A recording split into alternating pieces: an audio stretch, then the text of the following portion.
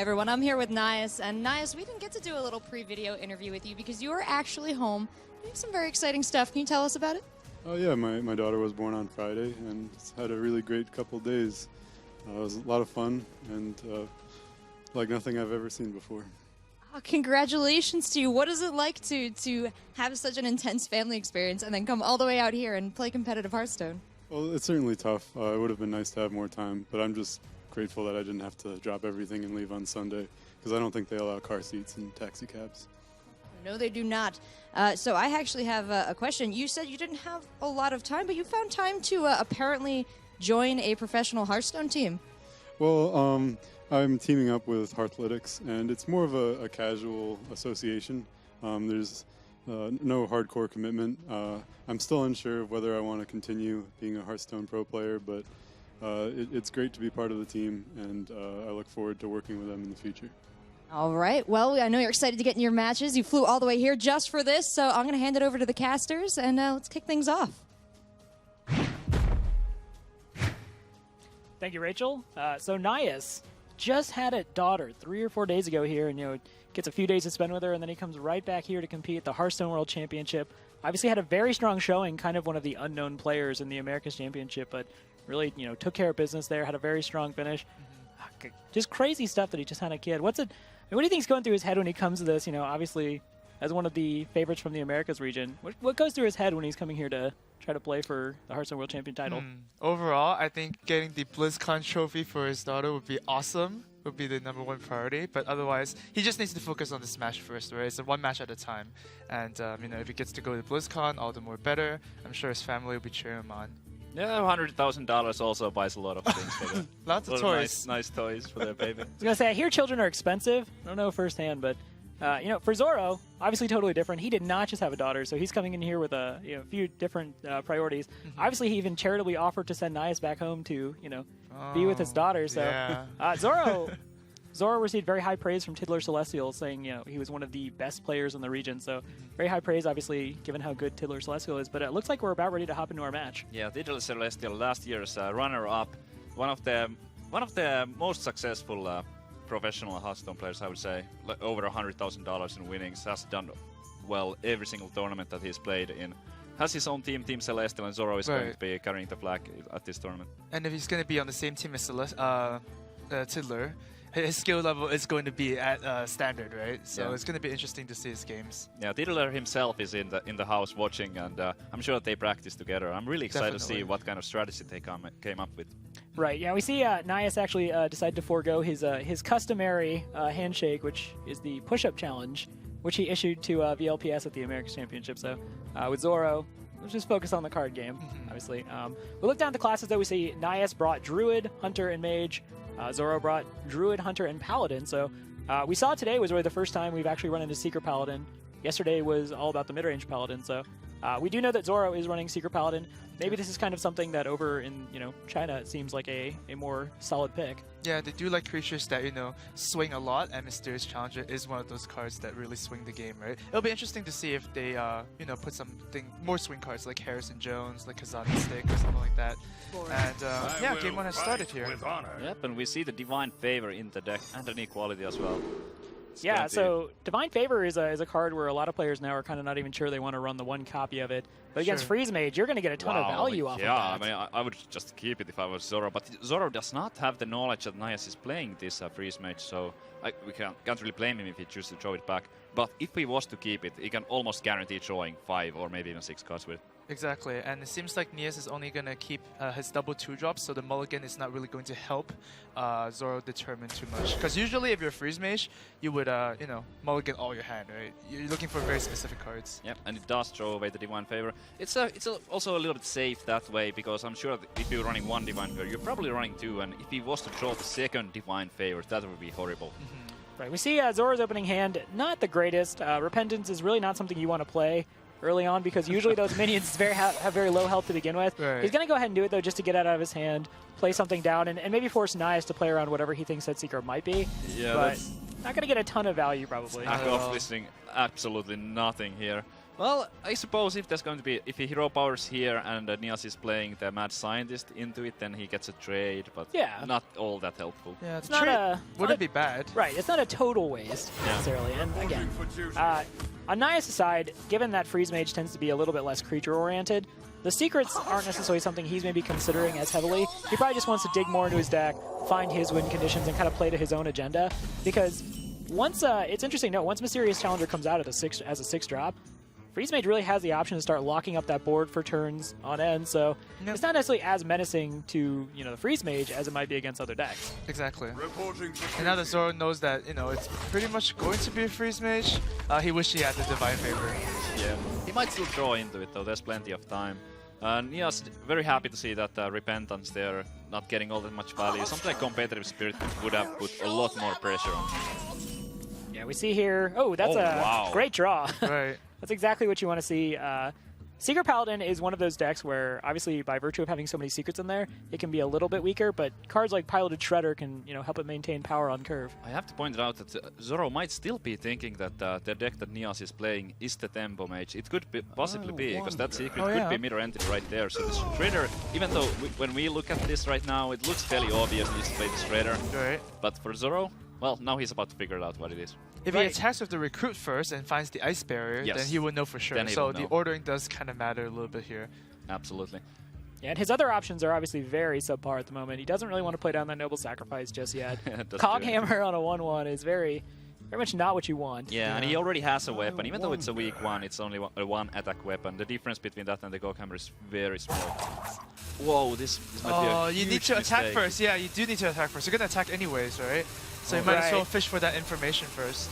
Yeah, he's definitely... Oh, he thinks it's actually a counterspell. Oh, no. But now... Well, the important thing here is he did figure out that it's, it's not counterspell, so he knows that now. Yeah, he'll find out. It's Ice Barrier. Yep. So, and that's fine. You can play down that Shredder next turn. That's true. Yeah. But he's just going to keep swinging face. Yeah, the Shredder definitely would have been more pressure, though. Yeah, and absolutely. he chooses not to attack with the weapon. Oh, he used the previous weapon. So Right. that's what he did. Trying to get more value off of the off the mace there. Nias choosing to ping the face here because of the potential of an Avenge. He does not want to trigger the Avenge for now. Right. So that's very heads-up play. Generally, when you're playing as a Freeze Mage, the HP above 15 isn't necessarily something you're super concerned about because you're planning to Alex for that win condition generally. Yep. But yeah, again, doesn't really want to mess around with Avenge, give the Paladin more power. And you don't want to just pass. Yeah. What if you never find that Alex Straza? So it's worth just pinging the face. Yeah, I guess the other option was to ping off the Divine Shield. Right. Yeah, that would have been yeah, it's an interesting point. But it's a close call. Can't blame him for pinging face there. Now, Zoro's turn 6 and 7 at the moment kind of right themselves. Yeah. Very strong plays. But for Nias, this hand is not necessarily a hand you want to, reduce down. I mean, there's like a secret. There's 2 Ice Lances, which are really, really helpful if there's 0 mana. If you draw the Antonidas, then, it's pretty good. But maybe he's just going to draw more cards and see what happens. Seems like he's going to coin out the Emperor Thorison here, hoping that there's no Repentance. And, I think it is worth noting, making the Ice Lance free is probably at least something that's worth considering. Yeah, exactly. A lot of the other things, he's got 2 free Ice Lances now. If you find something like Antonidas, those are just free fireballs at this point. He has a cheaper fireball. And, I mean, it never hurts, and I don't really think he had a very solid play otherwise. Whoa. Armorsmith. Armorsmith is really good. Yeah. Yeah, it's quite good against the Freeze Mage. Yeah. It's actually amazing. That's potentially the best one he could have hoped for. So for players who are maybe not familiar with how Freeze Mage works, one of the biggest ways you can counter Freeze Mage is to develop a whole bunch of armor. Generally, in warrior-heavy metas, you don't tend to see very many Freeze Mages because that armor can just shut them out of the game because they have usually a finite amount of damage, Archmage Antonidas notwithstanding. So yeah, if he can get a lot of armor off of that Armorsmith, he could put himself out of range. Yeah, it seems like he is too. Considering stick around. Considering Zoro's hand, playing the very obvious Mysterious Challenger here, not the greatest value ever, as he already had 2 secrets out, so only pulled 2 extra, but still a nice additional pressure. Right, and have to believe counter or competitive spirit is one of those secrets. Oh yeah. So that'll make that board a little bit more menacing. And we're at the point though where Nias has those free spells. He can start putting on the brakes for the next few turns and kind of like fishing around for those cards he wants. We see he also has Pyroblast. I don't feel like most Freeze Mages are running the 1 copy of Pyroblast anymore. Right. But I've seen so far anyway. For example, like Purple is running 2 anti-heal bots instead for a more anti-aggro kind of build-up. But this will give Nias a lot of damage, which will make the couple of armor points that Zoro gets off the Armor Smith maybe not necessarily as impactful, because just a ton of damage. What do you guys think of the first Nova here? Oh, he's just gonna kill off the Armor Oh, he Smith. really went yeah. for the Armor Smith, so that's why. But it's going to come back. But he will be able to ping it afterwards, so no big deal. If he can make the turn timer, that is. Maybe he ran out of Well, time. the hero power was flipped he got over, it. so Oh, yeah. he got it. Okay. Yeah. Oh no, he got hit on the Divine Shield instead. Okay. It might have been one of those things where the timer was winding down and he had to just use it. Yeah, I think Right. that might be the case. Because pinging the Armor Smith would have maybe in Oh, some ways made more so- sense there. Right. Thought the Yeah, boom you is probably just definitely played out the gonna boom. Yeah, it's so much pressure. Oh, wow. And now Nias really looking for that Doomsayer. Yeah, the Blizzard will kind of staunch the bleeding here, although he's going to get a ton of armor if the Blizzard comes armor down. because he missed the ping Right. on the Armor Smith last time. That's coming back to haunt him now. Yeah, it's an unfortunate situation for him. Still, he's really a few cards away from clearing this board, and then the Paladin is, as far as he knows, kind of out of gas. Yep. So, and you know, that said, Secret Paladin, one of the biggest problems with the deck to a lot of players is that it's a little bit like once you get past those primary threats, it's full of secrets which on their own aren't very impactful. You have some kind of mid-range minions, but already seeing Dr. Boom, the only other thing you're maybe concerned about are the second Mysterious Challenger and Tyrion Fordring. Yep. The rest of it is not too impactful, so. Yeah. Nias feels pressured enough to just spend his Ice Lances to clear the board. This is also good though because, and maybe he's doing this intentionally, he's playing around Divine Favor. Sure. Consecrate. It looks so silly, but with the Divine Favor, he might just go for it. But on the other hand, if he Divine Favors here, he will still have 4 mana available to potentially play something like another Shredder. I think it Something- depends that's okay. on whether he plays Equality or not. Like, Equality Consecrate is a board clear. I think we saw one in his mulligan, his opening hand before that, so it's a close call if whether or not Right. to consecrate first. I think he might choose either way around. Because the thing is, like, if your opponent plays like a Antonidas and then Frostbolt or something, you have no answer to deal with that. So, Right. oh, he likes the extra card instead. Yeah, and he does have the weapon, so maybe with the equality he will be able to do that. And another thing about this is that he has the redemption up, so if that, Oh, there's the equality. wow. So with the redemption, he maybe didn't want to hero power anyway. He did pick up the Shredder, so going for the Divine Favor first would have allowed him to play that. So one consideration as a Paladin player that I think you make, and this is just from a background in playing more mid-range, is that Paladin has very few sources of direct damage from the hand. And when you're at a point, the Hunter obviously excels at just doing that direct damage and not even having to deal with the extra 8 armor from the secret. But as a Paladin, the Consecration can actually just kind of be what gets you the win. But you have to make that's a very far-reaching decision, and he had to kind of decide right then and there if he wanted the Yeah. cards. And you know, this is probably the smallest amount of cards you really see a Secret Paladin get off of a Freeze Mage. Oh Right. yeah, probably. That was not. I mean, even though it was very effective there, drawing those cards, it like you mentioned, it wasn't like the greatest one ever. Zoro picking up another Mysterious Challenger, but he doesn't have all that many secrets remaining in his deck.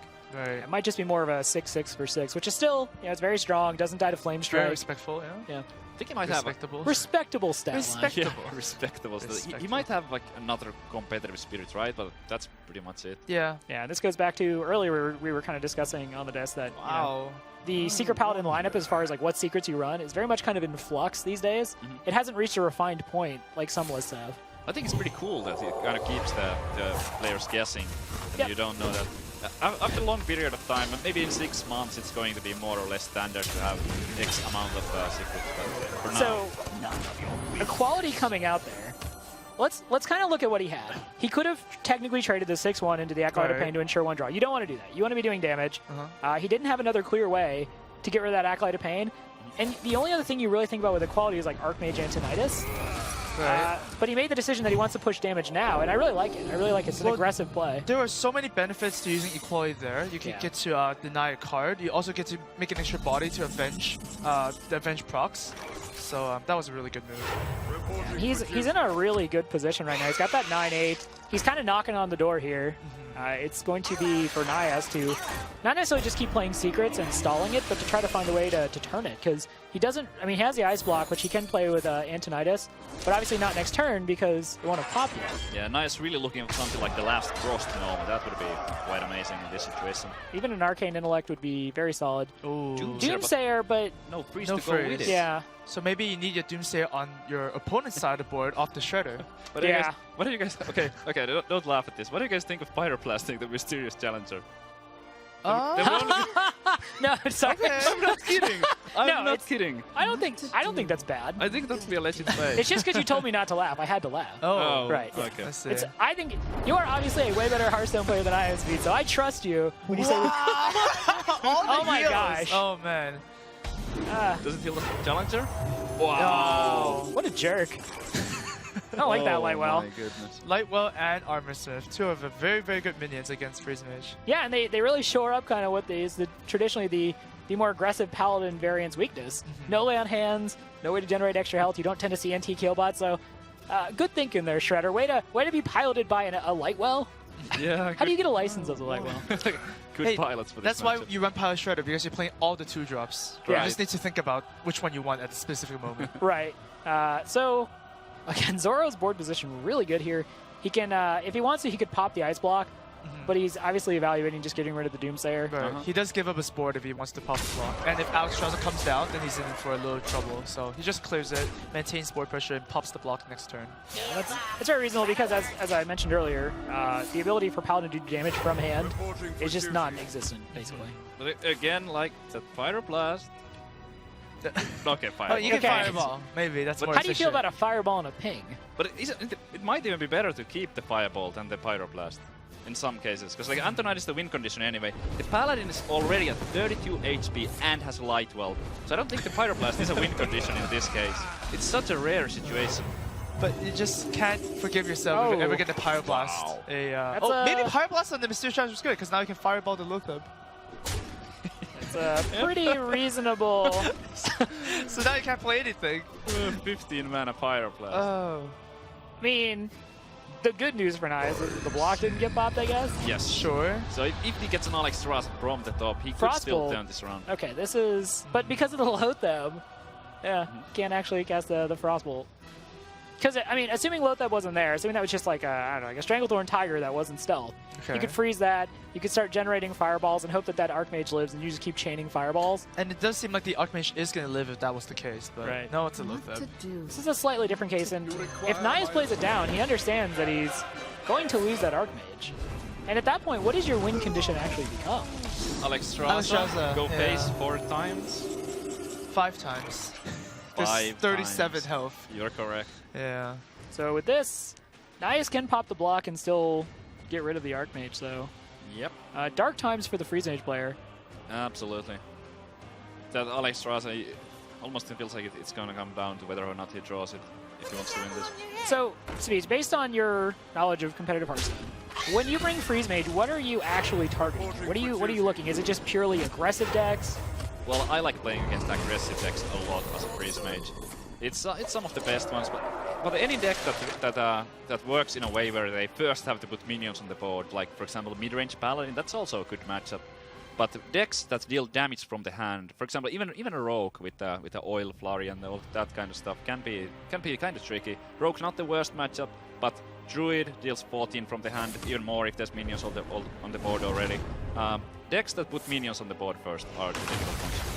Saw Nias there easy. actually pretty much got exactly what he needed to stay in this game, which was that Blizzard. Yeah. And he put in Yep. the block. And this block is not going to get popped either.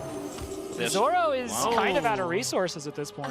He is, but there are still True Silver champions remaining, I'm sure. The original Noble Sacrifice is still up, so Zoro Yeah. can't actually play it. Yeah, I wonder what the card count is, because it does seem like that the Paladin has less of a deck than the Freeze Mage. Oh my Oh, gosh, that's do you incredible. Frostbolt that? Yeah, you just can't let that block get popped. As amazing as it is, Nias is still in this. He could draw that Alex Strauss at any moment. Wow, he even plays down the Doomsayer. The Doomsayer kills the Lightwell, right? Another useless Secret Keeper. Zoro was really looking for a weapon here. Any weapon would have been good Yeah. to be able to pop that ice block. And he can't even play the Noble Sacrifice because there's already one up. Yeah. I mean, there's nothing he can do this time, just bad. This is very suddenly turned into a slap fight now, where it's everyone's kind of like looking Okay. for that one thing. Alex Strauss would be great. That's Mitch not the right Dalmas legendary. helps you find Alex Strauss though. But it also helps Yeah. you get to Fatigue sooner. It's 7 cards right now for the Freeze Mage. And for the Paladin, it's 5 Oh, cards. there's Alex. There's the Alex. Okay. Oh! Oh, no! That certainly That's helps. really good. Yeah, Zoro will be able to pop the block now. But Nias has the Alex Strauss already Right. waiting. Yeah, that's Alex Strauss. But now the thing is, if Zoro kills the Alex Strauss, that's game. Yeah. because there's no more threats for Nias, and there's 37 health, right? That is Noble correct. Sacrifice is about to be huge. It is. Into second Noble Sacrifice. That's anti Oh, kill. anti-killbot. Wow. Yeah, you definitely go Alex Strauss first though. No doubt about it. Getting that 8-8 over the 3-3. Very That's a pretty good draw. Oh. He's gonna have to put his faith in the light.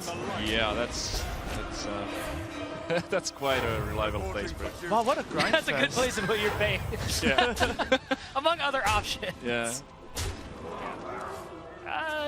So Nias continues. I mean, it's important to It's important to it's important to but you know, obviously Freeze Mage doesn't run Polymorph, No. so getting rid of That would have been a good check card.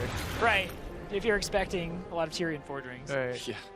But I don't think Nias imagined this game to go this way, right? Usually, No. Freeze Mage does kill Paladin quite easily with the right draws, but there were just too many secrets in Nias' hand at the beginning. Went so long. I remember way back in the day, I was watching actually Reels prior to him joining the Hearthstone team. Sure. He was streaming and he was playing Freeze Mage, and I've never played Freeze Mage at that point, so I was kind of watching him and learning from him, and he was just like, yeah, you know, sometimes you need cards in a different order when it comes to Freeze Mage to deal with the board, and you know, you try to put in a lot of stuff that cycles, a lot of card draw, but yeah, if you don't get it when you need it, it can be very difficult, especially against a deck like Secret Paladin, which just piles on the pressure.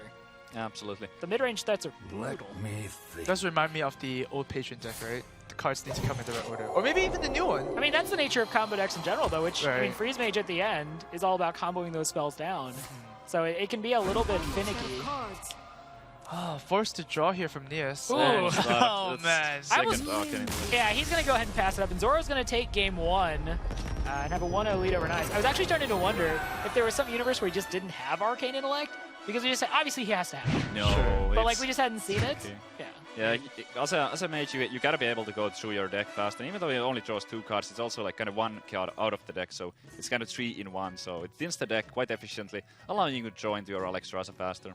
Right. Freeze Mage kind of having a rough day so far. You know, Right. kind of running into these decks that just put out a lot of pressure, and it's not just like Zoo or something where you can just lock it down, or even that Grindier Shaman. Although, obviously we saw yesterday, Shaman apparently pretty good against Freeze Mage. Yeah, exactly. And one of the problems now for Nias is that his Freeze Mages still have to get a win, right? And it's against Druid and Hunter, two very, very hard matchups. Yeah, it's going to only get harder from here. That was the best matchup he had for the Freeze Mage. It's not impossible against the Hunter, for example. It's not too bad of a matchup, but it's going to be an uphill battle for sure.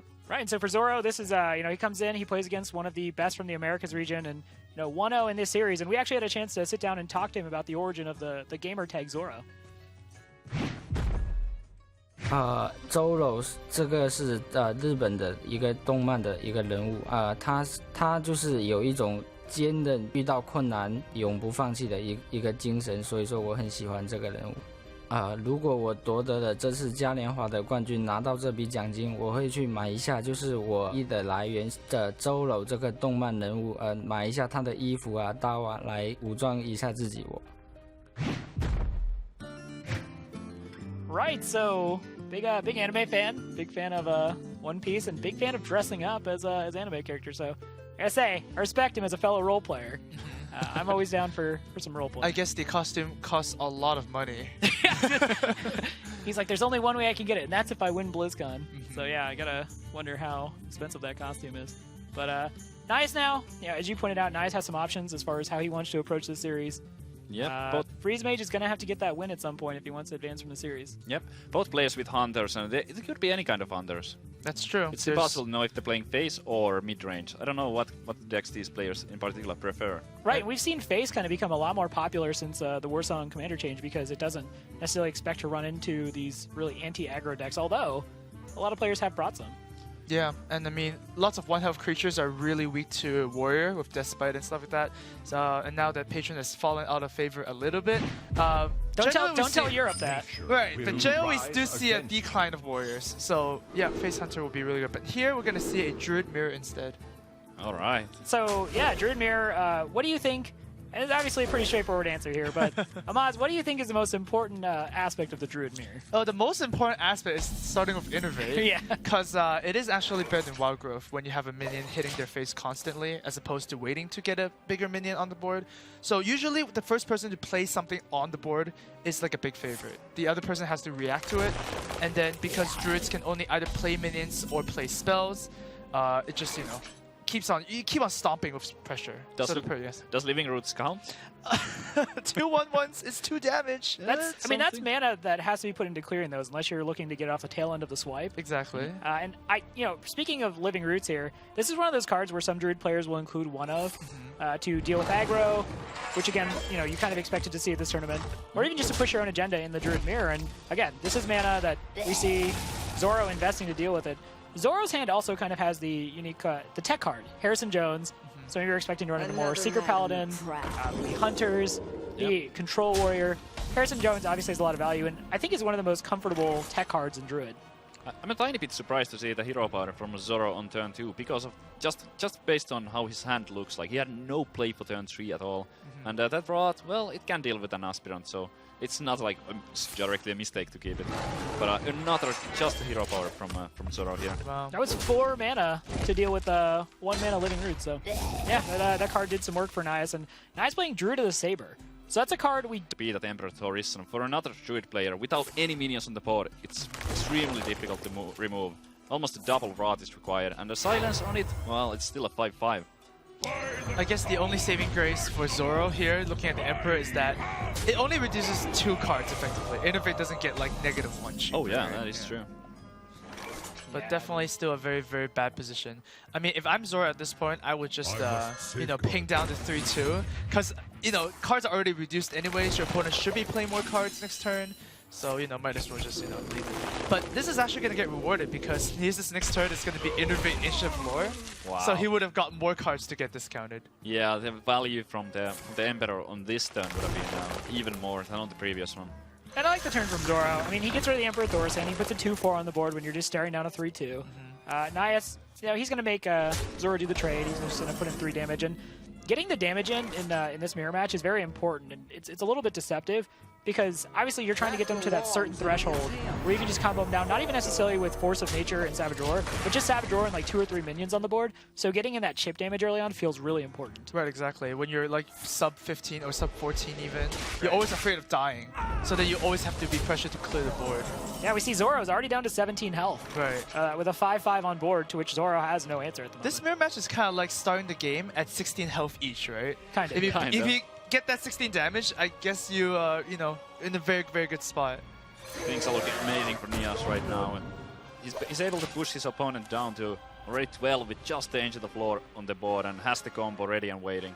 He will need some more mana, and there will be no more Wild Growths, but that Aspirant might just speed up it. I say this is the first non-Innervate mana ramp card we're seeing in this mirror. So no Wild Growths prior to this. No Darnassus Aspirant is a very honest game aside, from Innervate, which is a very dishonest card. But, speaking of Innervate. Yeah, so if you're Zoro here, how do you look to get back into this game when you're staring down this much pressure on the board? I start looking at the Shredder. You always look at the Shredder. I agree. So I would just Savage back kill the Shredder. Hope for a birthday party. I mean, what else can he There's do? a birthday party in that Shredder? Yeah. Oh, okay. Because if you happy birthday, like just removing the Ancient of Lore, the only way to do it is by using your own face. Because it happens only once, like every 255 days. This might be the day. Yeah. Where's the birthday party in the Shredder? Yep. I'm down. Let's check. Okay. I love birthday parties. Well, let's see if Zoro does it. Zoro might think he might find another way out of this, but it's looking pretty hard. He could Ancient of Lore to heal for 5, but which doesn't. Again, I mean, he could still Innervate. He could so Innervate the hero. He basically heals for nothing. Okay. But he gets to put a 5/5 on the board and get rid of the damaged Ancient of Lore. I mean, suboptimal plays all around. Yeah. Right. Is he doing it? He's gonna draw cards and look for the Wrath, maybe? And no, it doesn't get that should be it with 6 power on the board and an additional 7 from either the Roar or the Nature.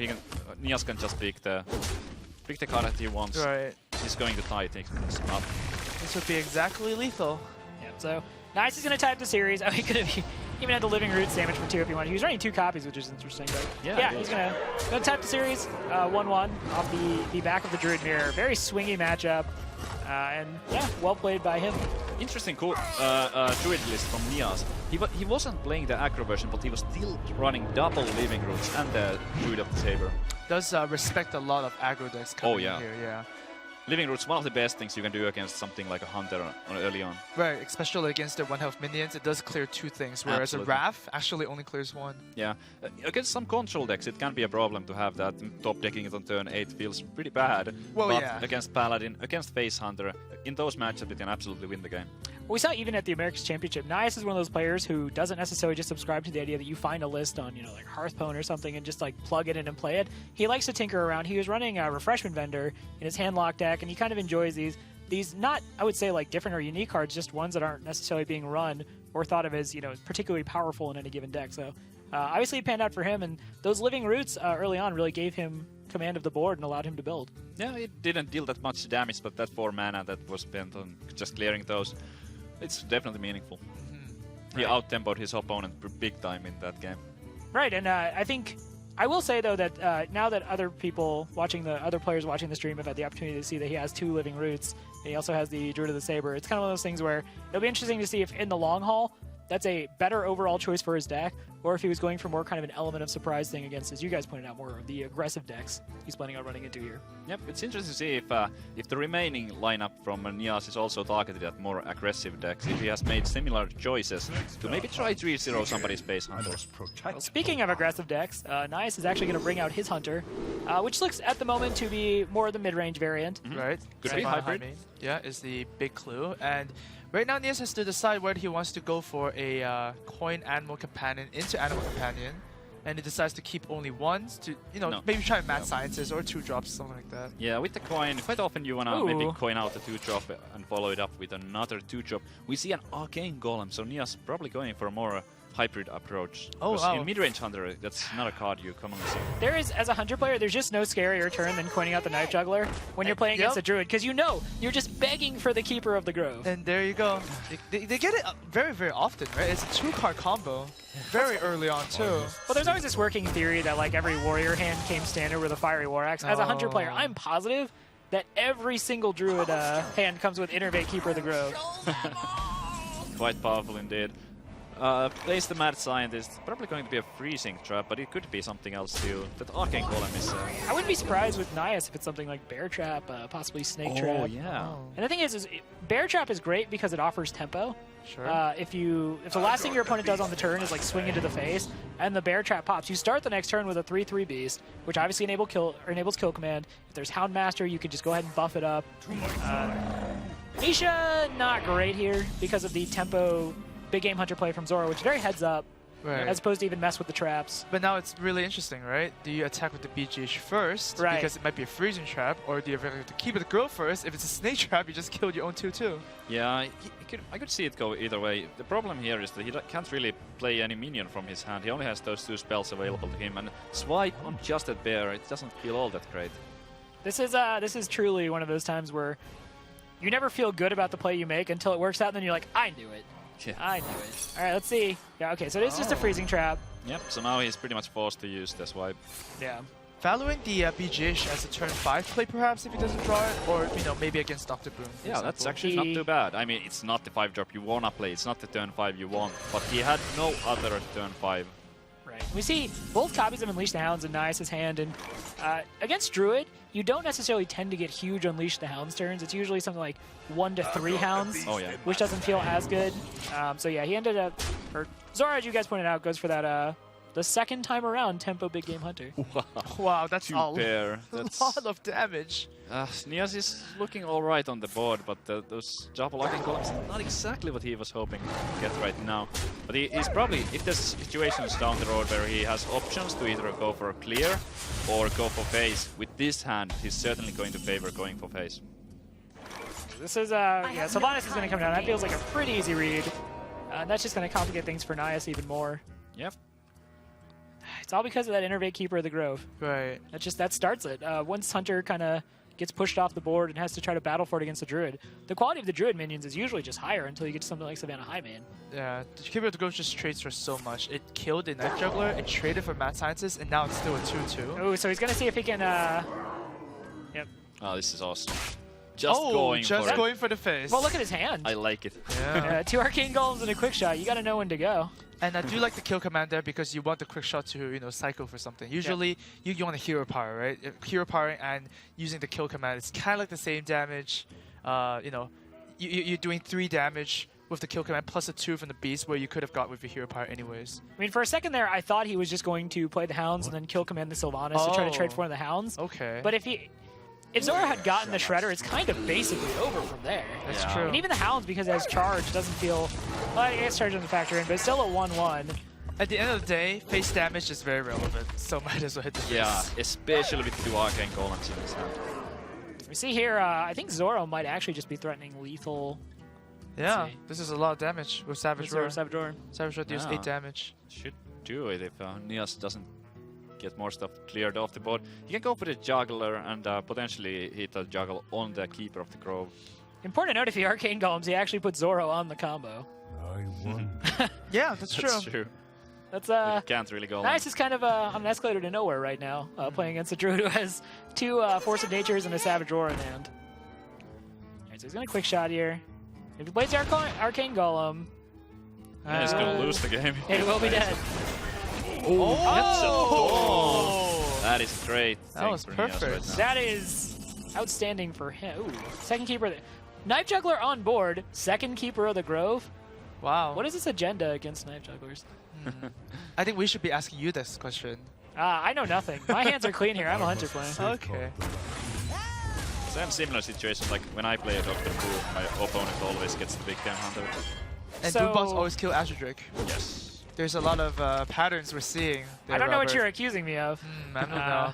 I'm a... Oh, is this it? no, Is this- it's no, it's not. 1 man off. 1 mana off. Oh, no. That's just too bad. So close, but so far. And And Nias has played this so well. Ugh. He needs to Arcane Golem both creatures to stay alive. There's no way he can do that play. He's never going to win the game. This goes back to playing to win. Yeah. Right? I Not to mean, lose. You can't Not to not do lose. that move. Yeah. I mean, we consider that would be the only play to keep him in the game, but if you Nias, like, no, it's not happening. Might as well play 1 Arcane Golem. Keep Yeah. the second one for the abusive to proc it. And hope for the best, right? Hope for the best. Gets the 6 damage to face, leaving Zoro down to 4, but 4 is enough. Force of Nature, Savage Roar, more than enough to end it. Zoro spots it very quickly. Obviously, he's had those cards in hand for a while now, so Zoro's going to take a lead in the series 2-1. Nice, very polite. Very, very nice guy in general, so obviously well played. Yep, we don't see much emotes in these matches usually, but No! well played then. Yeah, talking to Hot Form beforehand, he promised me there was going to be a lot of apologizing, and I don't feel like I saw enough apologizing at Hot Form, so very disappointed. But I guess he didn't have anything to apologize for. yeah, he's like, I've done nothing wrong. But yeah, we do see the well-playeds come out. 2 players who obviously have a lot of respect for each other. And yeah, Zoro's going to go up 2-1 and just has to get that win on his Hunter now. Yep, only Hunter left and Nias with Hunter and the Mage. Yep. And the Mage was the Freeze it's a Mage, Freeze so, Mage so too. that might be alright against the Hunter. Yeah. It depends what sort of Hunter Zoro is running. If it's a Exactly. face Hunter, the Freeze is definitely going to be stronger than against the mid-range. We did see, to be fair, the Face Hunter earlier beat out the Freeze Mage. It's definitely possible based on how quickly the Face Hunter does damage. Yeah, but the problem is that like the reason why Freeze Mage is usually favored against the Face Hunter is that the Face Hunter has very limited amount of damage, and quite often if there's an Ice Barrier, or maybe even 2, it's impossible for the Hunter to have enough damage to end the game early. Yeah, it seems like that the Face Hunter does need to end the game before Alexstrasza and before those, heal bots come into play. Right. So, yeah, it really depends on timing of stuff. That said, what it does have in its favor is the fact that a lot of its minions have charge.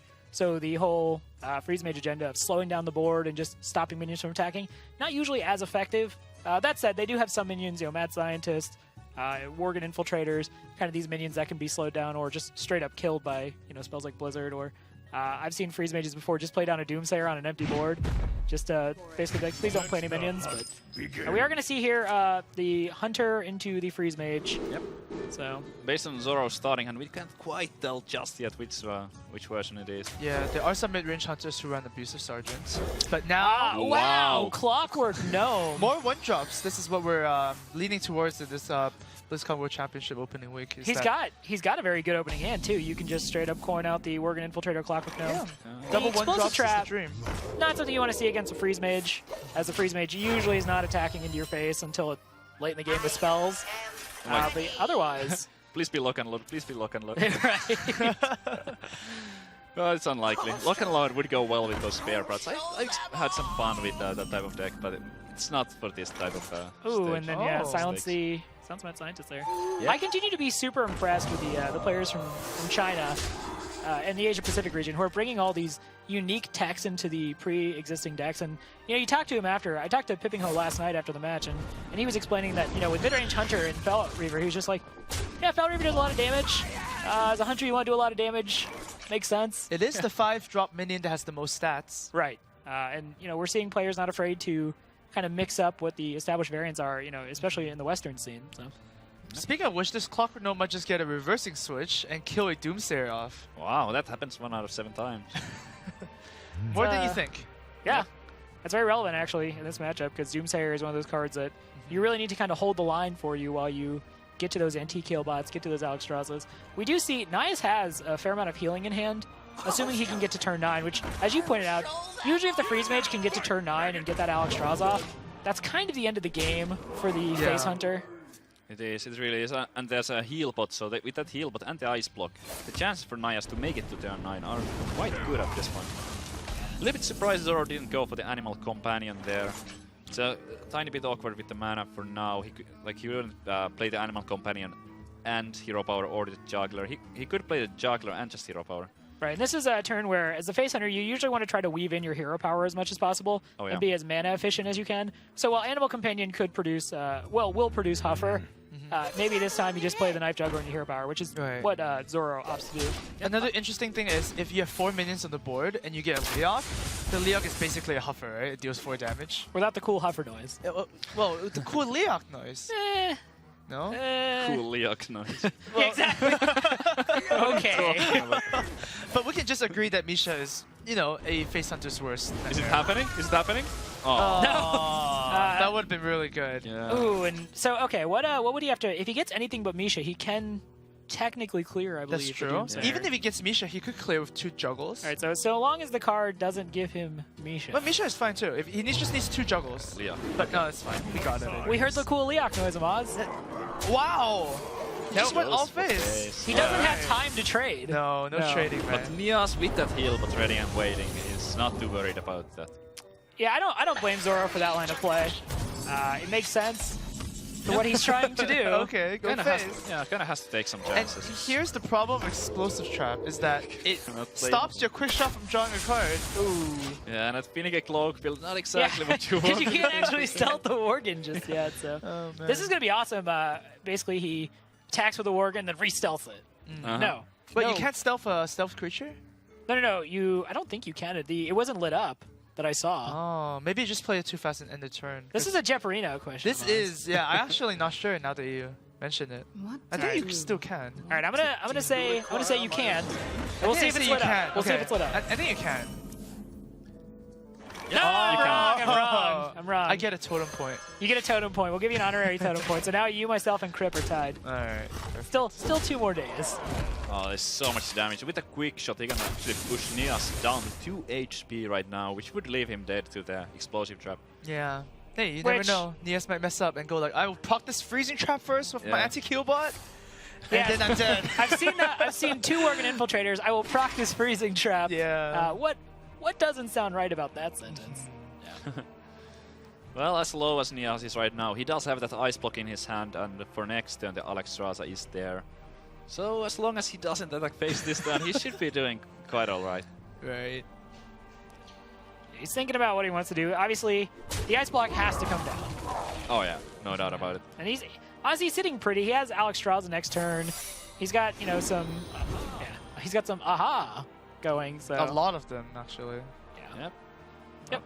Cranks up the pressure here. Because obviously, since he's Alex Rousing himself, he just needs to That's start true. pushing that damage. So, and obviously Zoro has no answer to that.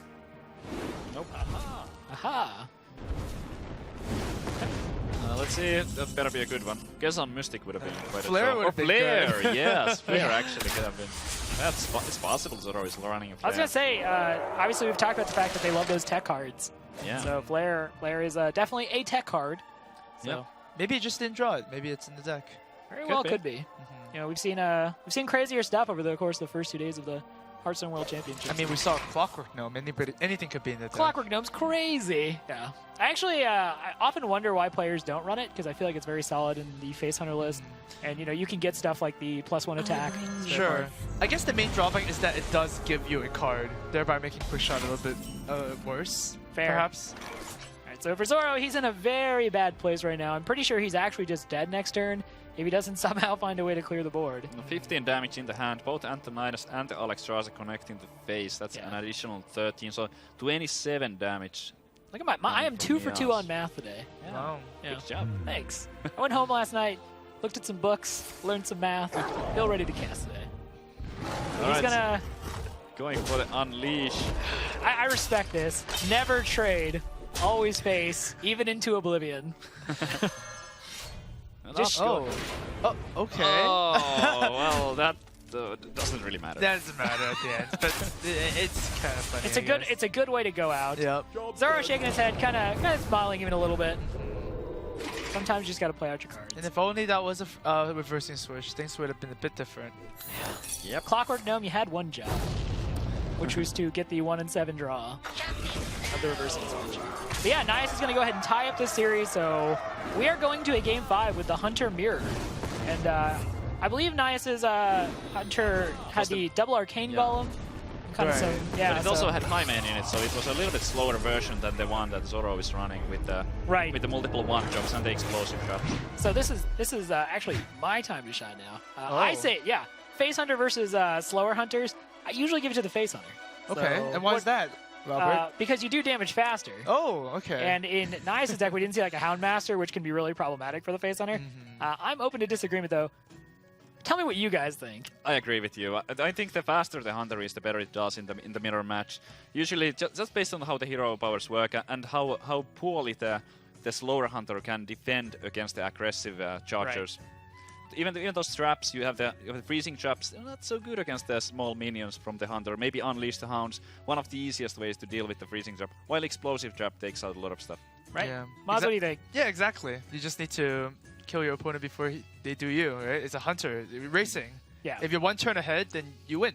It's important to note, I only asked because I felt like you guys would agree with me.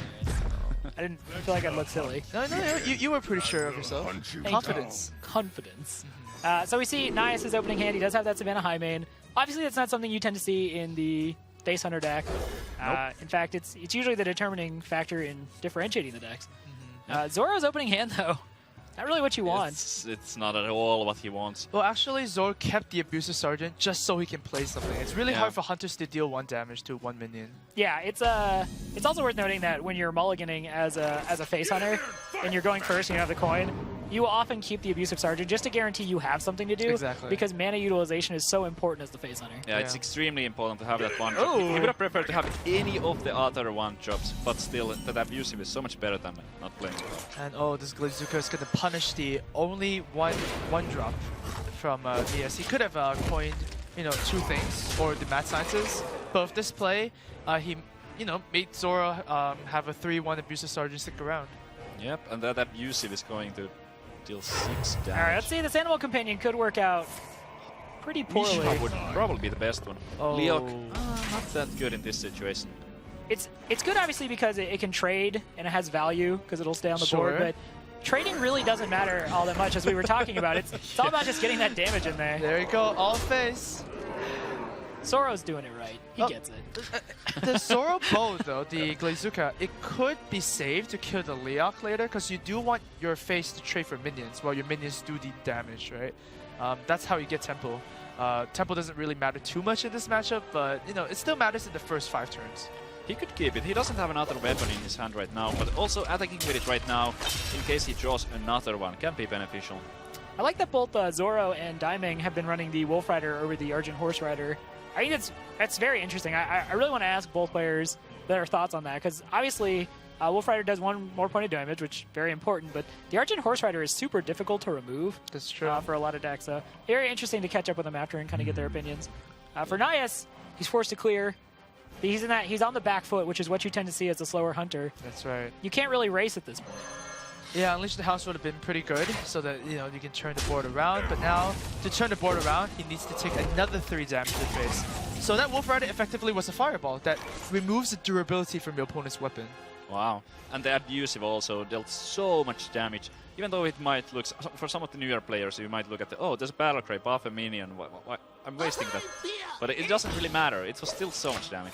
Yeah, we see Leopardon come down, and Zoro's hand, despite having the really hot early start, I mean, he has the quick shots in hand, which they do damage, but they don't really put anything on the board, and Zoro wants to force Nias to deal with the board at this point, because Nias is just not in a position to race at all. Yeah, even so, that's going to the face, because Freezing Trap is actually going to remove the damage from Leopardon, right? If you kill it, it still deals 2 damage, but if you freeze it, it's gone for a while. Yeah, and suddenly this game's a little bit more complicated now for Zoro. Really has to measure out. I'm sure he understands, obviously based on playing Nias' deck already once, that this is Freezing Trap. Oh yeah, he knows it's freezing. He knows that Leopardon is coming back to hand, and then has to decide from there, does he Leopardon quick shot? What does he do? He's going to be giving Nias another charge on the Eagle Horn there. Yeah, I don't think you attack with Leopardon at all. It's such a big deal to give that extra charge. Might as well do it later. Yeah, and basically Nias only actually has 6 health right now because of the double quick shot in hand. So Zoro doesn't need to do too much more damage to get to where he wants to go. I wonder if Nias can actually outrace his opponent by minion combat. I was looking at this. He has Leok on the board. Like, this is actually... I feel like he has to try. He has to just slam the Arcane Golem and go for it, right? Yeah, I would. And then from there, do you Hero Power?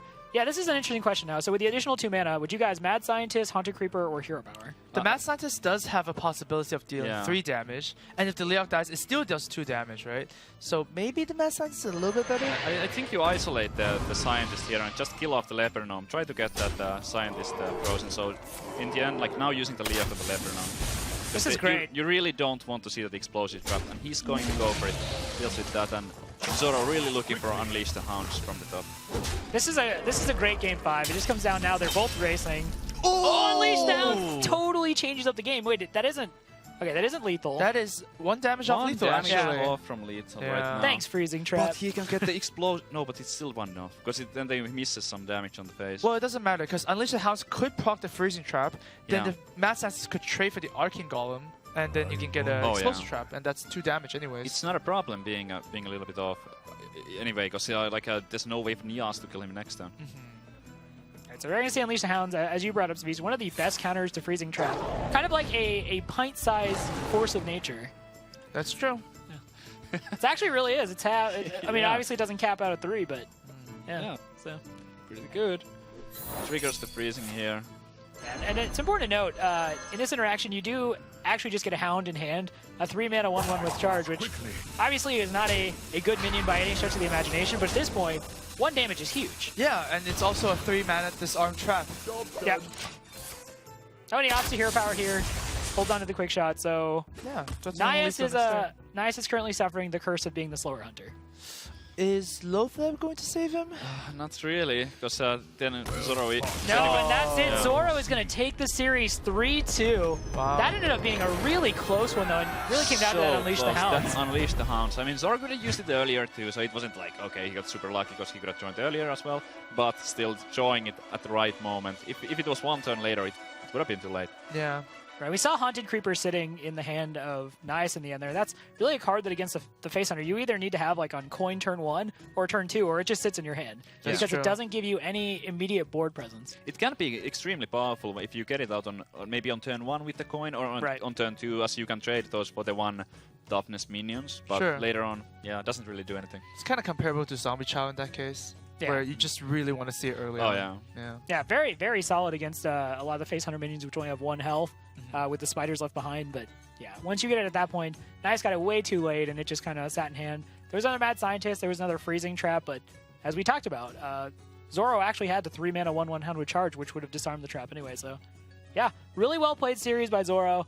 Again, continues to be fascinating to watch the deck compositions of some of these players who are not from North America or Europe, and obviously paid off. Nias is no easy opponent to beat. Played extremely well at the Americas Championship, and is a very high IQ Hearthstone player. Yeah, Nias is down, but he's not out. He will be fighting again later on tonight. He will be fighting for his tournament life. If he loses that one, he will be out, but he still has a chance. Yeah, and we've actually seen a number of players now are going to, as you said, fight for their tournament lives a little bit later on. You know, like Life Coach, Naria, now Nias, others as well. So these games we're going to see this afternoon are not filled with any players you expected to be out at this point in the tournament. Yeah, definitely quite a few matches that are we have to say goodbye to a few people, but they all played really well, so they have nothing to be ashamed of. Yeah. These have all been really tight series as well. There hasn't been like one really dominant performance where someone's just gotten shut out. So, and I think so far one of the storylines that's worth considering is the performance of Asia Pacific and China, because going into this, Europe obviously thought Europe was the best region, and North America was convinced that North America was the best region, and a lot of people are maybe sleeping on Asia Pacific and China, but they've come here and put up really impressive performances, pretty handily dealing with some of these players who are thought of as some of the best in the world. Is that something you guys expected to see here?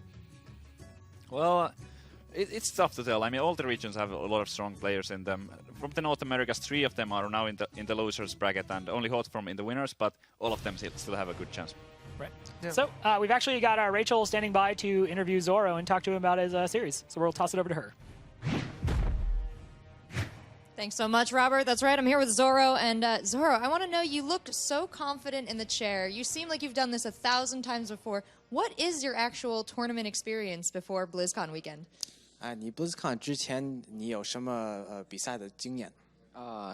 就全民实力赛，还有黄金赛之类的，就还有那个中美预选赛，就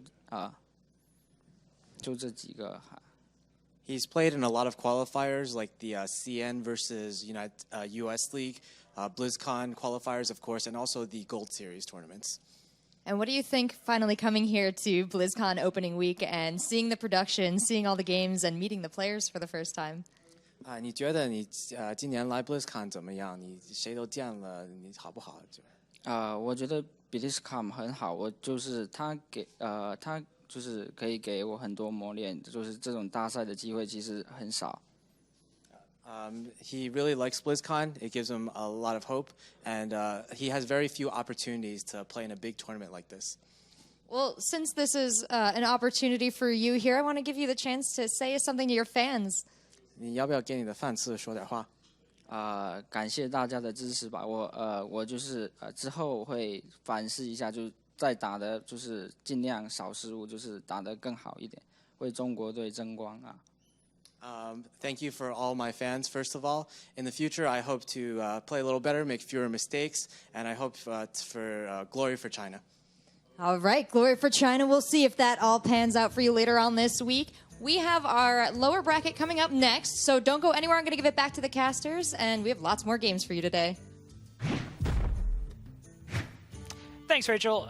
Obviously, great to see these players who are, not used to being in bigger tournaments come in and not only play but succeed, really do well and kind of exceed expectations. And obviously, you two are no strangers to big tournaments. But do you remember what it was like playing with those first few tournaments you guys ever got into? Wow, it was definitely very, very stressful, especially when you are just joining the first tournament and nobody knows you, but then you know everybody, and you go like, wow, Savage, I'm actually going to be playing Savage. So it's definitely very, very precious situation. Yeah, for me as well, like the first tournaments that I played, it was so stressful, and that was not on a stage like this. It was smaller tournaments, but for these players, it's definitely one of the a challenge also to just play in front of so many people, playing at the studio in a country maybe from far away from China. They might have never traveled to the US before. Everything's different. Yeah, right. So it can be tough.